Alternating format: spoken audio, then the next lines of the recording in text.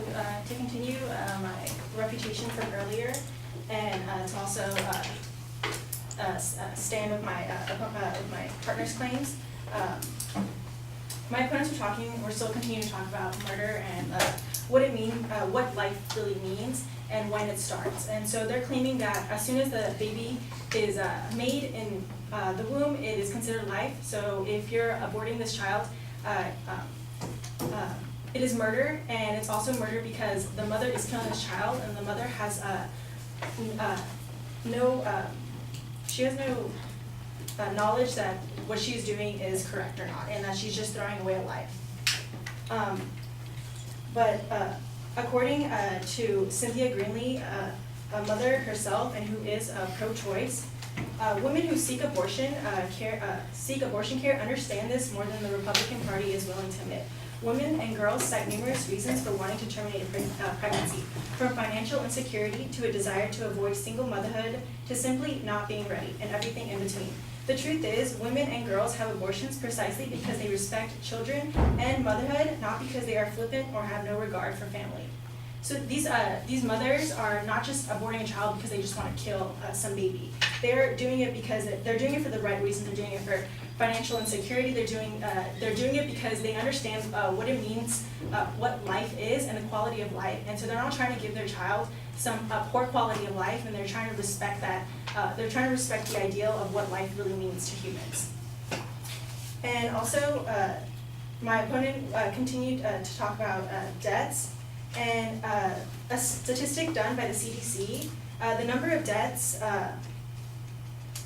surveyed in 2013, 4 women died as a result of complications from induced abortion.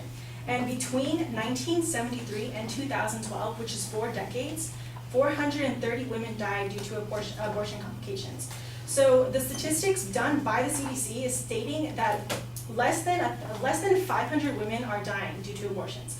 So the idea that women are dying because of abortions is false, because there's thousands and thousands and thousands of abortions that were done between these 4 decades, and only less than 500 died. So I'd have to say that the idea that abortions are killing mothers is untrue. And also, abortions are saving a certain amount of mothers, because as my partner stated, some circumstances are when a mother's life is in danger.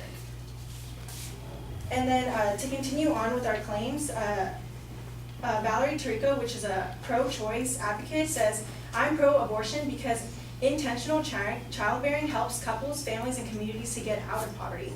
Decades of research in countries ranging from the US to Bangladesh shows that reproductive policy is economic policy. It is no coincidence that the American middle class rose along with the ability of couples to plan their families. Starting at the beginning of the last century, having 2 or 3 kids instead of 8 or 10 was critical to prospering in the modern industrial economy.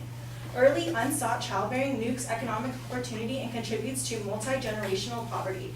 Today in the US, unsought pregnancy and childbearing is declining for everyone but the poorest families and communities, contributing to what some call a growing caste system America." So according to